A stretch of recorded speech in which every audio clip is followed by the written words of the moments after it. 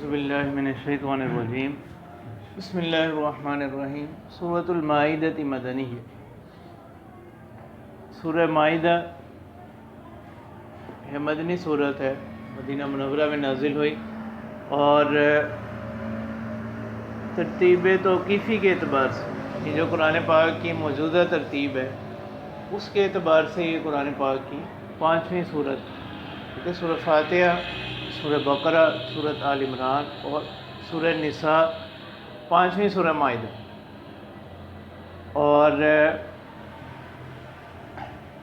نزول کے اعتبار سے 112ویں صورت، ٹھیک ہے، یعنی آخری جو صورتیں قرآن پاک کی ہیں نزول کے اعتبار سے ان میں سے ایک سورۃ مائدہ ہے، ٹھیک ہے، نزول کے اعتبار سے یہ 112ویں صورت، ٹھیک ہے۔ اس وجہ سے حضرت عائشہ رضی اللہ تعالیٰ عنہ سے مروی ہے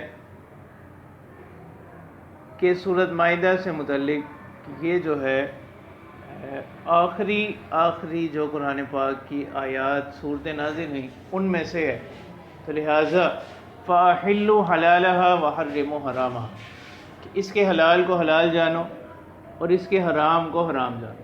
مطلب یہ ہے کہ اس کے جو حلال و حرام ہیں وہ نہایت محکم ہے، ٹھیک ہے۔ یہی ایک حضرت عائشہ رضی اللہ تعالیٰ عنہ سے ایک نصیحت بھی ثابت ہے ایک صحابی کو، کہ انہوں نے فرمایا کہ اس کے حلال و حرام محکم ہے، یعنی اس میں جو احکام بیان ہوئے اور ان میں نسخ کا احتمال نہیں ہے سورۃ مائدہ کے جو ہے۔ اور سورہ بقرہ اور سورۃ آل عمران اس کے بارے میں کہا گیا کہ یہ باعتبار کلیات کے، اصول کے، مضامین کے متحد ہیں، سورہ بقرہ اور سورۃ آل عمران، اور سورۃ نساء اور سورۃ مائدہ یہ باعتبار فروع کے متحد، ٹھیک ہے۔ سورہ بقرہ اور آل عمران میں زیادہ تر اصول ہیں، کلیات، اور سورۃ نساء اور سورۃ مائدہ کے اندر فروعی احکام، فروعی مسائل زیادہ، اور اس کی 120 آیات اور 16 رکوعیں، اور یہیں سے جو ہے نا وہ قرآن پاک کی جو دوسری منزل ہے اس کا آغاز ہوتا ہے۔ پہلی منزل سورۃ فاتحہ سے شروع ہوئی، دوسری منزل جو ہے قرآن پاک کی وہ سورۃ مائدہ سے شروع ہوتی ہے، یعنی یہ تلاوت کے اعتبار سے بنی ہوئی ہے، ٹھیک ہے، منزلیں۔ یہ تقسیم جو ہے یہ عہد صحابہ اور رسالت کی نہیں ہے، بعد میں لوگوں نے تفصیل تلاوت کے لیے یہ تقسیمیں کی ہیں۔ تو اللہ تبارک و تعالیٰ فرمانے یا ایھا الذین آمنوا اوفوا بالعقود، اے وہ لوگوں جو ایمان لے کر آئے، اوفا یوفی ایفاء سے امر ہے، اوفو بالعقود یعنی پورا کرو معاہدوں کو۔ عقود عقد کی جمع، عقد کی معنی کیا؟ گرہ لگانا، ٹھیک ہے، یعنی اور یہ عقود کا لفظ جو ہے مطلق استعمال ہوا، یعنی وہ عقود، وہ معاہدات جو اللہ تعالیٰ اور بندے کے درمیان متعلق ہوں یا بندوں کے درمیان متعلق، دونوں قسم۔ اس وجہ سے مفسرین نے کہا کہ دونوں قسم کے عقود سے متعلق ہے، چاہے ان کا تعلق آخرت سے ہو یا دنیاوی معاملات سے متعلق، اور تو ان کا حکم یہ دیا جا رہا ہے کہ ان کو پورا کرو، ٹھیک ہے۔ ان دنیاوی معاملات سے متعلق عقود جو ہوں گے، ٹھیک ہے، جیسے بیع ہے، نکاح، طلاق وغیرہ یہ چیزیں۔ پھر بعض حضرات نے کہا کہ اصل جو ہے نا وہ عقود سے مراد یہاں پر ہے کہ بڑا عقد، یعنی بڑا عقد جو ایمان کا عقد ہے اس کے جو فروعات ہیں ان کی پابندی کرو، ٹھیک ہے۔ وہ مفہوم وہی ہے کہ جو احکامات ہیں ان کی کیا کرنی ہے؟ پیروی کرنی ہے، ٹھیک ہے۔ اس کے جو لوازمات ہیں، یا ایھا الذین آمنوا اوفوا بالعقود، کہ جو بڑا عقد ہے یعنی عقد ایمان، اس کو پورا کرو۔ اس کو پورا کرنے کا مطلب یہ ہے کہ اس کے جو لوازمات ہیں ان پر عمل، ان کو پورا کرنا، ان کو بجا لانا، اس لیے کہ اعمال صالحہ جو ہیں وہ ایمان کی حقیقت میں داخل نہیں. کہ متکلمین جمہور متکلمین کے ہاں اعمال صالحہ ایمان کی حقیقت میں داخل نہیں، البتہ اس کے لوازمات میں سے ہیں، فروعی جتنی بھی چیزیں ہیں اس کے لوازمات میں سے ہیں کہ اس کے انوارات کو بڑھانے والی، کہ نفس ایمان کو تو نہیں بڑھا رہی، اس کے جو ہے انوارات کو، اس کے آثار کو بڑھاتی ہیں یہ چیز. ٹھیک ہے، اسی اہمیت کی بنا پر محدثین کے ہاں جو اعمال صالحہ ہے وہ ایمان کی حقیقت میں شامل ہے.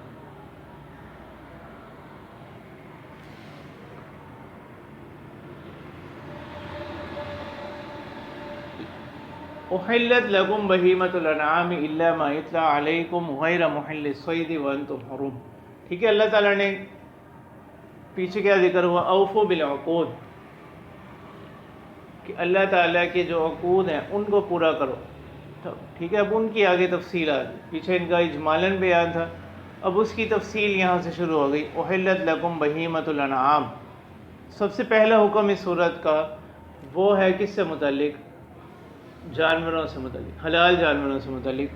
اللہ تعالیٰ فرماتے ہیں کہ احلت لکم بہیمۃ الانعام، حلال قرار دیے گئے تمہارے لیے چوپائے جانوروں میں سے. اور بہیمہ کہتے ہیں کہ وہ جانور جن کی بولی عام طور پر سمجھ نہیں آتی، ٹھیک ہے، یعنی ان کی زبان تو اس معنی میں ان کو بہیمہ کہا گیا. الا ما یتلی علیکم، مگر جو تم پر تلاوت کر دیا جائے. ٹھیک ہے، مطلب عام اصول تو یہ کہ یہ حلال ہے. الا ما یتلی علیکم، مگر جو تمہارے سامنے تلاوت کر دیے جائیں، یعنی جو محرمات ہوں گے. تو یہ اجمالاً یہاں ان کی طرف اشارہ کر دیا، آگے ان کی تفصیل آئے گی. آیت نمبر 3، غیر محل الصید وانتم حرم.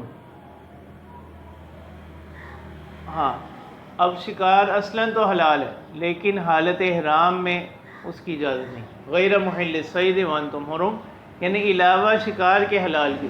اللہ تعالیٰ فرما رہے ہیں کہ تمہارے لیے جانور جو ہے نا وہ حلال کر دیے گئے، مگر شکار کے حلال ہونے کے علاوہ. وانتم حرم، اس حال میں کہ تم حالت احرام میں ہو. حالت احرام میں شکار منع ہے. ان اللہ یحکم ما یرید، بے شک اللہ تبارک و تعالی حکم دیتے ہیں جو وہ چاہتے ہیں، یعنی ان کو اپنے بندوں پر قدرت کاملہ حاصل ہے. یا ایھا الذین آمنوا لا تحلوا شعائر اللہ ولا الشہر الحرام ولا الہدی ولا القلائد ولا آمین البیت الحرام یبتغون فضلا من ربہم ورضوانا. دوسرا حکم ہے شعائر دینیہ سے متعلق. پہلا حکم تھا حلال جانوروں سے متعلق، دوسرا حکم ہے کہ شعائر دینیہ کا احترام کریں. شاعر سے مراد کیا ہے؟ نشانی. شاعر سے مراد کیا ہے؟ نشانی. تو شاعر اللہ کس کو کہتے ہیں؟ شاعر اللہ کہتے ہیں کہ وہ امور، وہ چیزیں جو اسلام کی خاص علامت، جن سے دین اسلام دوسری ادیان سے کیا ہوتا ہو، ممتاز ہو جائے، اس کی شان و شوکت ظاہر ہو جائے. تو شاعر اللہ کا احترام کریں. ٹھیک ہے، شاعر اللہ جیسے بیت اللہ ہے، مساجد ہیں، یہ چیز. ٹھیک ہے، شاعر اللہ میں یعنی جو اسلام کی علامت کے طور پر سمجھی جاتی ہیں. تو اللہ تعالیٰ فرما رہے ہیں یا ایھا الذین آمنوا لا تحلوا شعائر اللہ، اے وہ لوگو جو ایمان لے کر آئے، لا تحلوا یعنی حلال مت جانو شعائر اللہ، اللہ کے نشانیوں. کیا معنی؟ کہ اللہ کی نشانیوں کی بے حرمتی نہ کرو. لا تحلوا حلال مت جانو، مطلب یہ ہے کہ ان میں تعدی نہ کرو. شعائر اللہ کن چیزوں میں؟ اللہ تعالیٰ کی نشانیوں میں، کہ اللہ تعالیٰ کی نشانیوں کی بے حرمتی نہ کرو. تو یہ اس کا بامحاورہ ترجمہ بن جائے. ولا الشہر الحرام، تو یہ سارے جو ہے نا اسی نفی کے تحت میں داخل ہیں جتنی بھی آگے سے چیزیں آ رہی ہیں. ولا الشہر الحرام، اور نہ ہی. ٹھیک ہے، اب شاعر اللہ میں سے ایک چیز کیا ہے؟ حج. ٹھیک ہے، تو اب یہاں اس چیز کو بیان کیا جا رہا ہے ولا الشہر الحرام جو شاعر حج سے متعلق ہے. ولا الشہر الحرام،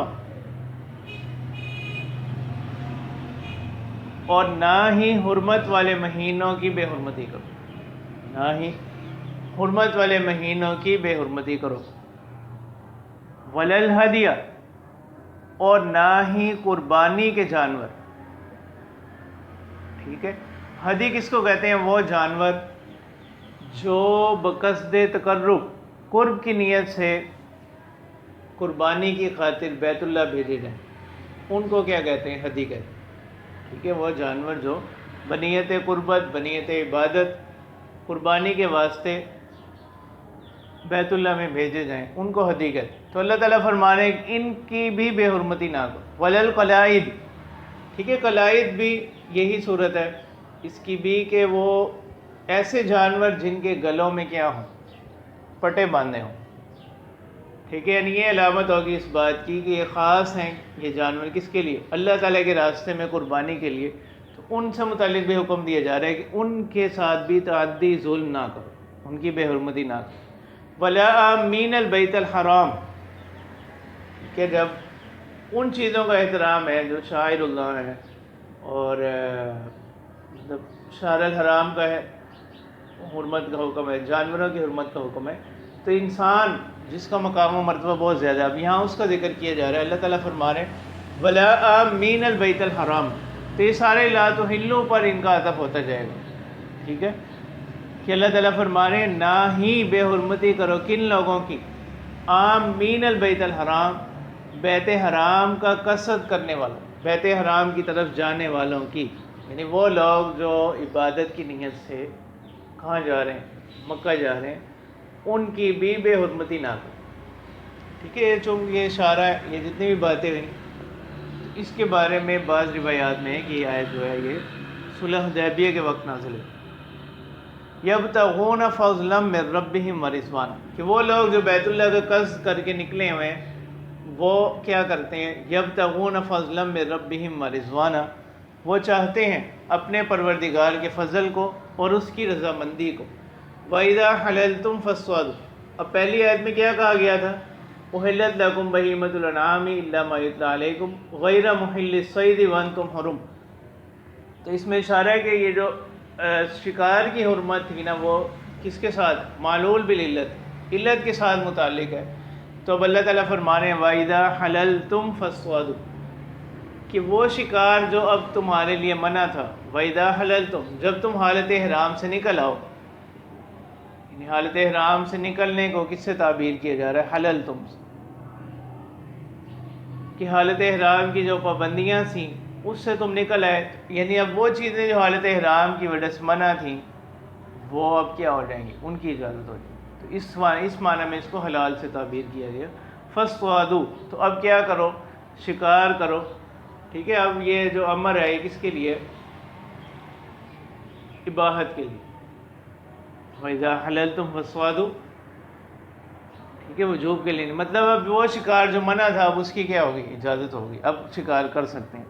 وَلَا يَجْرِمَنَّكُمْ شَنَآنُ قَوْمٍ أَن صَدُّوكُمْ عَنِ الْمَسْجِدِ الْحَرَامِ أَن تَعْتَدُوا وَتَعَاوَنُوا عَلَى الْبِرِّ وَالتَّقْوَىٰ وَلَا تَعَاوَنُوا عَلَى الْإِثْمِ وَالْعُدْوَانِ وَاتَّقُوا اللَّهَ إِنَّ اللَّهَ شَدِيدُ الْعِقَابِ، یعنی اللہ تبارک و تعالیٰ فرما رہے ہیں، پیچھے حکم تھا نا کہ ان چیز شاعر اللہ کی بے حرمتی نہ کرو، تو اب اسی سے متعلق حکم ہے۔ اللہ تعالیٰ فرماتے ہیں وَلَا يَجْرِمَنَّكُمْ شَنَآنُ قَوْمٍ أَن صَدُّوكُمْ عَنِ الْمَسْجِدِ الْحَرَامِ أَن تَعْتَدُوا، کہ تمہیں مجبور نہ کرے، وَلَا يَجْرِمَنَّكُمْ، کہ تم لوگوں کو مجبور نہ کرے، شَنَآنُ قَوْمٍ، کسی قوم سے دشمنی، یعنی جیسے کفر اور اسلام، ان صدوکم عن المسجد الحرام،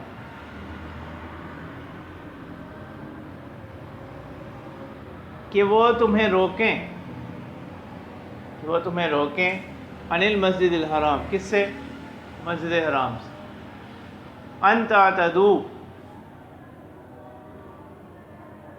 تو اللہ تعالیٰ فرما رہے ہیں کہ یعنی اس بات یہ اسی کا مفعول ثانی آ جائے گا کہ کسی قوم کی دشمنی آپ کو مجبور نہ کرے اس بات پر کہ ان صدوکم عن المسجد الحرام، کہ انہوں نے آپ کو روکا ہے کس سے؟ مسجد حرام سے، ان تعتدوا، کہ آپ کیا کریں؟ حد سے تجاوز کر لیں، آپ کیا کر لیں؟ حد سے تجاوز کر لیں۔ وتعاونوا علی البر والتقوی، اور کیا کرو؟ معاونت کرو ایک دوسرے کی نیکی پر اور تقوی پر۔ ٹھیک ہے، اب دونوں چیزوں کا بیان آ گیا اس میں، حقوق اللہ کا بھی اور حقوق العباد، کہ بر سے نیکی سے لوگ خوش ہوں گے اور تقوی سے اللہ تعالیٰ خوش ہوں گے۔ ولا تعاونوا علی الاثم والعدوان، اور مدد نہ کرو ایک دوسرے کی گناہ پر اور زیادتی پر۔ واتقوا اللہ ان اللہ شدید العقاب، اور اللہ تعالیٰ سے ڈرو، بے شک اللہ تعالیٰ جو ہے نا سخت پکڑ والے ہیں۔ حرمت علیکم المیتۃ والدم ولحم الخنزیر وما اہل لغیر اللہ بہ۔ ٹھیک ہے، اب تیسرا حکم ہے، یعنی حلال جانوروں کے بعد اور شاعر اللہ کے احترام کے بعد تیسرا حکم ہے محرمات سے متعلق۔ ٹھیک ہے، پہلی آیت میں اللہ تعالیٰ نے کیا فرمایا؟ الا ما یتلی علیکم، یعنی تمام جانور تمہارے لیے حلال کر دیے گئے مگر جو تم پر تلاوت کیے جائیں گے۔ اب ان کی آگے تفصیل آ رہی ہے کہ محرمات کون کون سے ہیں، تو اللہ تعالیٰ فرماتے ہیں حرمت علیکم المیتۃ، کہ حرام قرار دیا گیا تمہارے اوپر المیتۃ، مردار۔ ٹھیک ہے، یعنی وہ مردار جو بغیر ذبح یا شکار کے از خود طبعی موت مر جائے۔ ٹھیک ہے، وہ کیا ہے؟ مردار، وہ حرام قرار دیا گیا۔ اسی طرح والدم، اور خون، خون بھی جو بہتا ہوا خون ہے وہ بھی کیا ہے؟ حرام۔ ٹھیک ہے، البتہ وہ خون جو گوشت کے ساتھ لگا رہ جائے اس حد تک اجازت ہے، لیکن عام خون بہتا ہوا وہ کیا نہیں ہے؟ وہ حلال نہیں ہے۔ ٹھیک ہے، اس میں دو چیزوں کا تلی اور جگر، ان کا استثناء ہے احادیث۔ ٹھیک ہے، خون حرام ہے، البتہ دو چیزوں کا استثناء ہے اس وجہ سے، حدیث کی وجہ سے۔ حدیث مشہور ہے نا، احلت لنا المیتتان ودمان، تو وہ دو خون کون کون سے ہیں؟ جگر اور تلی، ان کی اجازت ہے، باقی اس کے علاوہ جتنے بھی خون ہیں وہ بہنے والے خون وہ تمام حرام۔ ولحم الخنزیر، اور خنزیر کا گوشت۔ ٹھیک ہے، خنزیر کا گوشت اس وجہ سے حرام ہے کہ اس کی غذا چونکہ ایسی ہوتی ہے تو غذا کا اثر اخلاق پر بھی پڑتا ہے اس وجہ سے۔ اور دوسرا یہ ہے کہ تمام ائمہ کا اس پر اتفاق ہے کہ خنزیر جو ہے نا وہ کیا ہے؟ نجس العین۔ اس کے یعنی بعض حرام جانور ایسے ہیں کہ ان کا گوشت تو حرام ہے لیکن ان کی کھال وغیرہ سے انتفاع جائز ہے، لیکن خنزیر جو ہے نا یہ کیا ہے؟ نجس العین ہے۔ نجس العین ہونے کا مطلب یہ ہے کہ اس سے کسی بھی قسم کا انتفاع جائز نہیں۔ وما اہل لغیر اللہ بہ، اور جس کو نامزد کیا گیا، وما اہل، اور جس کو نامزد کیا گیا لغیر اللہ، لغیر اللہ بہ، اللہ تعالیٰ کے غیر کے لیے، یعنی غیر اللہ کا قرب حاصل کرنے کے لیے جس کو کیا کیا جائے؟ ذبح کیا جائے، اگرچہ یعنی جس میں نیت کیا ہو؟ غیر اللہ کے تقرب، غیر اللہ کی عبادت مقصود ہو، غیر اللہ کی تعظیم مقصود ہو، وہ بھی حرام ہے، اگرچہ جو ہے نا وقت ذبح اس پر کیا ہو؟ اللہ کا نام ہی کیوں نہ لے لیا جائے، اس لیے کہ یہاں حرمت کی جو دلیل ہے وہ کیا ہے؟ نیت شرکیہ ہے۔ جو غیر اللہ کی تعظیم کے لیے جانور نامزد کیا جائے، ذبح کیا جائے، اگرچہ وقت ذبح اس پر اللہ تعالیٰ کا نام بھی لے دیا جائے، پھر بھی وہ کیا رہے گا؟ حرام ہی رہے گا، کیونکہ یہاں مدار کس پر ہے؟ نیت شرکیہ، یہاں حکم کا مدار نیت شرکیہ پر۔ والمنخنقۃ، اور وہ جانور جو کیا ہو جائے؟ گلا گھونٹ کر مر جائے۔ والمنخنقۃ، وہ جانور جو گلا گھونٹ کر مر جائے۔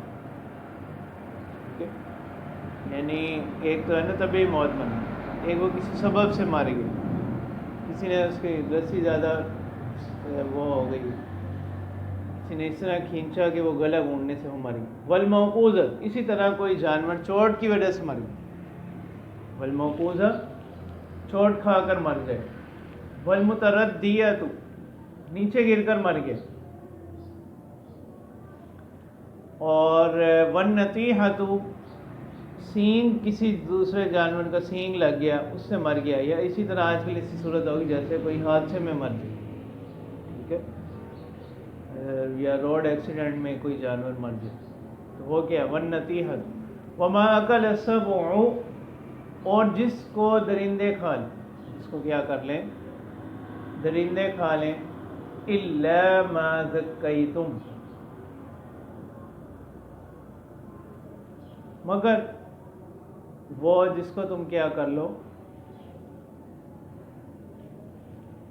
الا ما ذکیتم مگر جس کو تم ذبح کر لو. مطلب یہ ہے کہ یہ الا کا استثناء کس سے متعلق, ٹھیک ہے. اب تک تو کتنی چیزیں بیان ہوئی ہیں. میتہ, دم, لحم خنزیر, اہل لغیر اللہ بہ, اور یہ چیزیں بعد میں آئیں. والمنخنقہ والموقوذہ والمتردیہ والنطیحۃ وما اکل السبع الا ما ذکیتم کا استثناء جو ہے نا پہلی 4 قسموں کے علاوہ یہ والمنخنقہ سے لے کر آگے ان چیزوں سے استثناء ہے.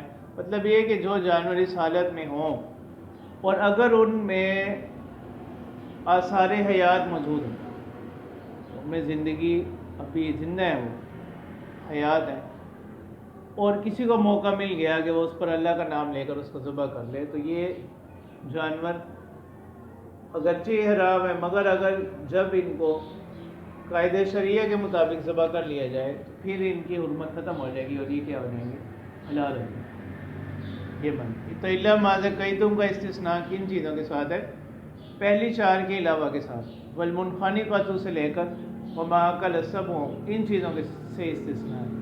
اگر ان میں سے کوئی جانور ایسی حالت میں ملا کہ اس میں ابھی آثار حیات موجود ہوں, اس کو اگر ذبح کر لیا تو یہ کیا ہوگا,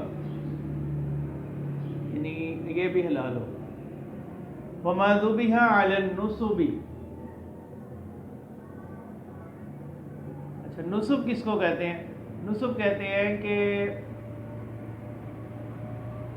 وہ پتھر یا جگہ, نصب وہ پتھر یا جگہ جو کسی بت کے نام بت سے منسوب ہو, اس کا نصب ہے, ٹھیک ہو. اور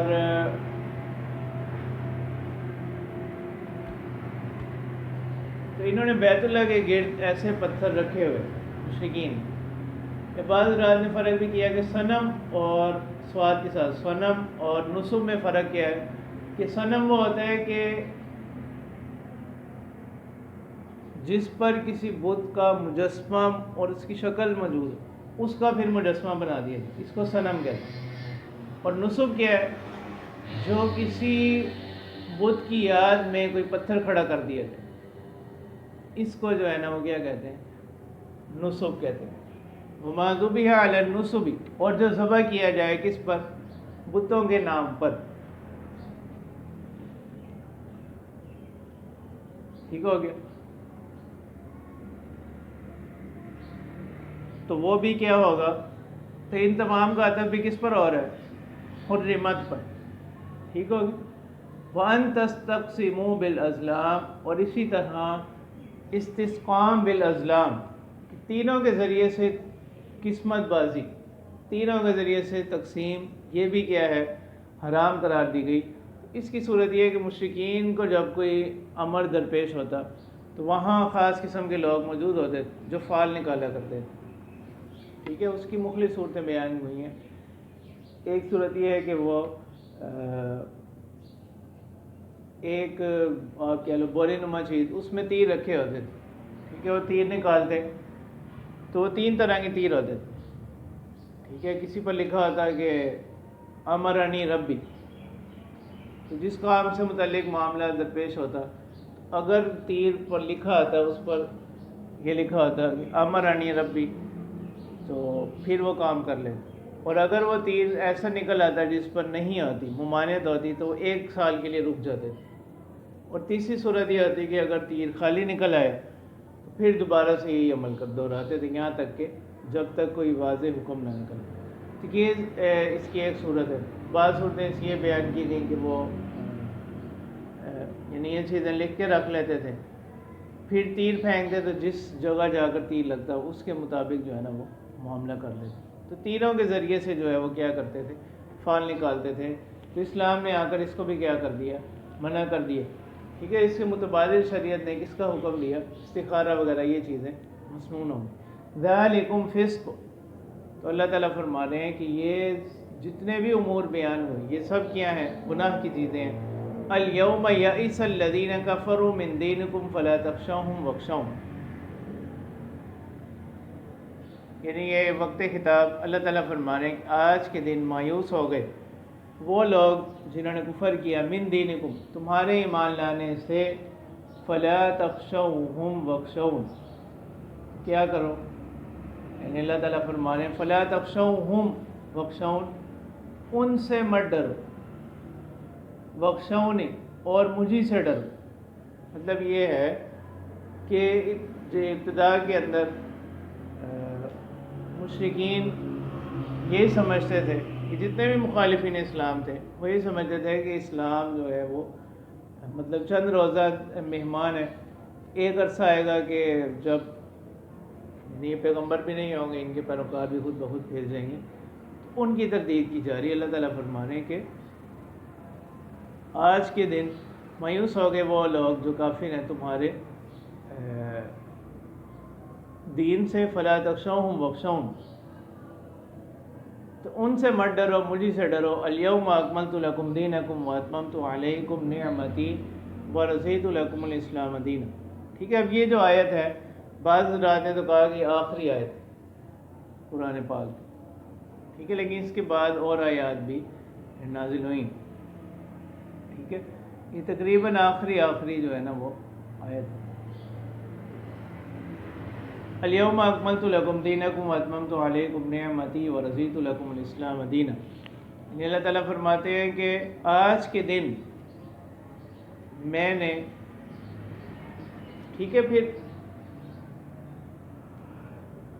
جو حضرات کہتے ہیں نا کہ اس کے بعد بھی کیا ہوئی ہیں, آیات نازل ہوئی ہیں, اور اس کے بعد نبی اکرم صلی اللہ علیہ وسلم کی ظاہری حیات جو ہے اس آیت کے نزول کے بعد تقریباً 81 دن وہ رہی ہے. ٹھیک ہے, اور آپ صلی اللہ علیہ وسلم پر جو آخری وحی آئی ہے وہ تقریباً 12 دن پہلے ظاہری حیات.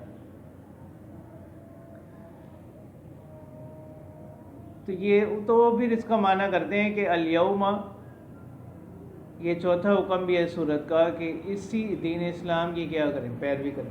تو وہ الیوم کے معنی کرتے ہیں موجودہ زمانہ. ٹھیک ہے, یعنی خاص دن نہیں بلکہ اس وقت جو اب زمانہ آ گیا, یعنی اسلام کو جو غلبہ حاصل ہو چکا ہے.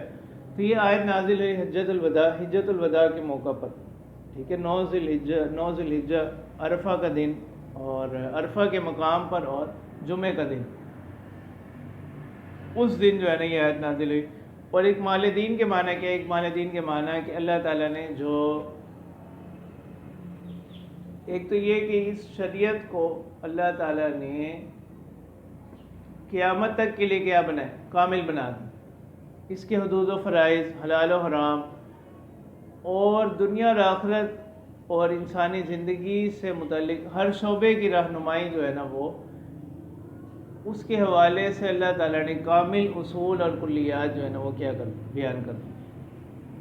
ٹھیک ہے, اب قیامت تک آنے والے جتنے بھی واقعات ہیں اور جتنے بھی وہ انہی کلیات کے تحت میں آئیں گے. یہ معنی اس کے الیوم اکملت لکم دینکم, کہ اللہ تعالیٰ فرماتے ہیں کہ آج کے دن میں نے تام کر دیا تمہارے واسطے, اپنے دین کو مکمل کر دیا. واتممت علیکم نعمتی, اور میں نے تام کر دی اور تم پر اپنی نعمت. ورضیت لکم الاسلام دینا, اور میں نے پسند کر لیا تمہارے واسطے اسلام کو دین.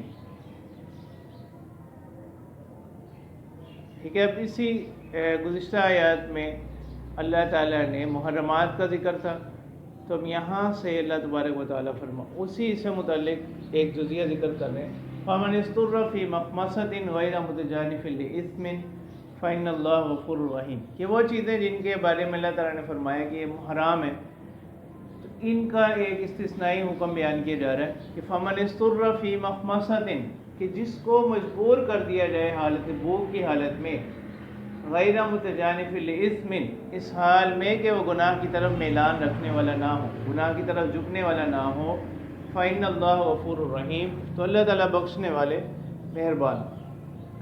ٹھیک ہے، اسی طرح پیچھے وَأَن تَسْتَقْسِمُوا بِالْأَزْلَامِ،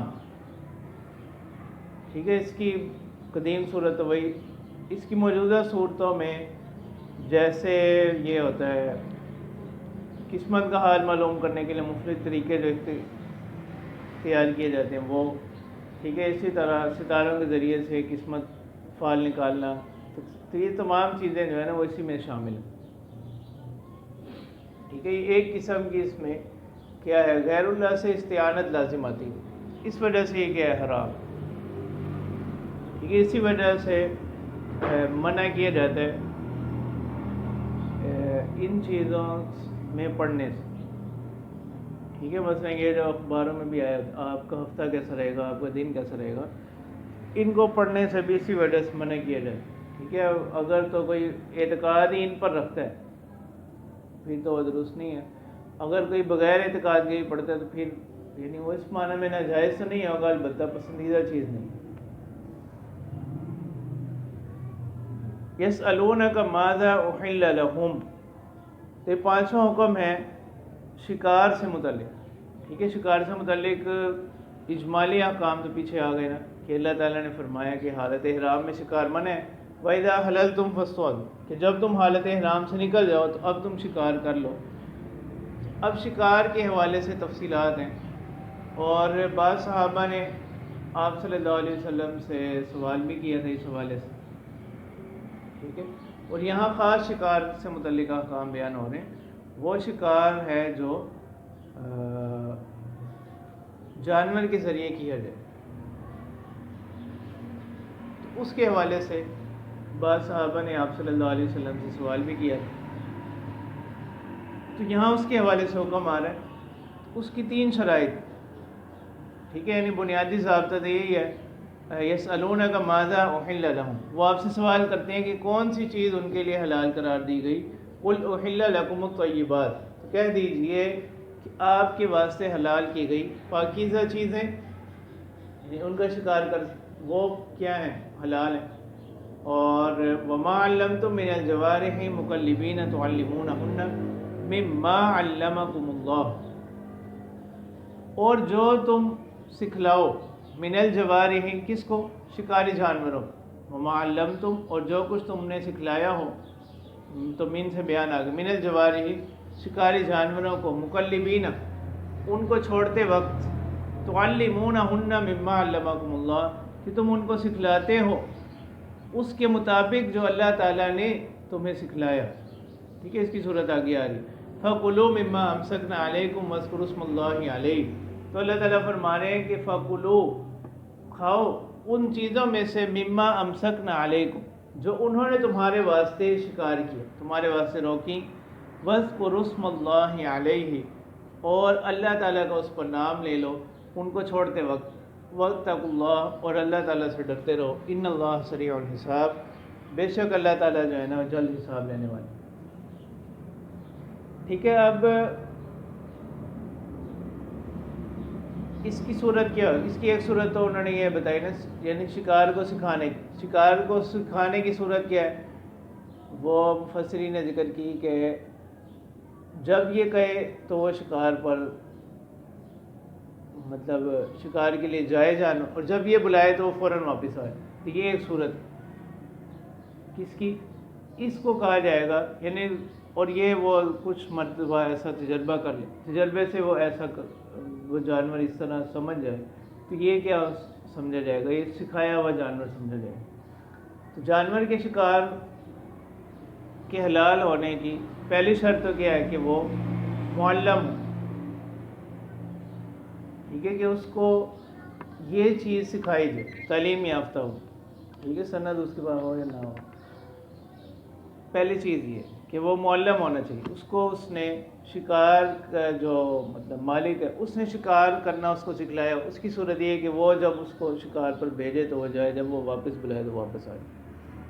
اور دوسرا یہ کہ وہ خود شکار سے نہ کھائے، یعنی اس کے لیے شکار کرے لیکن وہ خود اس شکار سے نہ کھائے، تو یہ بھی اگر وہ خود کھائے گا تو یہ بھی سمجھے رہے گا کہ وہ معلم نہیں۔ اور تیسری یہ ہے کہ بوقت اس کو چھوڑتے وقت جو ہے نا اس پر کیا کیا جائے، اللہ تعالیٰ کا نام لیا جائے۔ تو اس طرح ایسے جانور کا جو شکار ہوگا وہ انسانی شکار کے قائم مقام ہو جائے گا، اس کے قائم مقام ہو جائے گا اور ذبح کے قائم مقام ہی سمجھا جائے گا۔ تو اب اگر یہ ان شرائط کا خیال رکھتے ہوئے یہ جانور اس کے لیے شکار کرے تو اس شکار کا کھانا کیا ہوگا؟ جائز ہوگا۔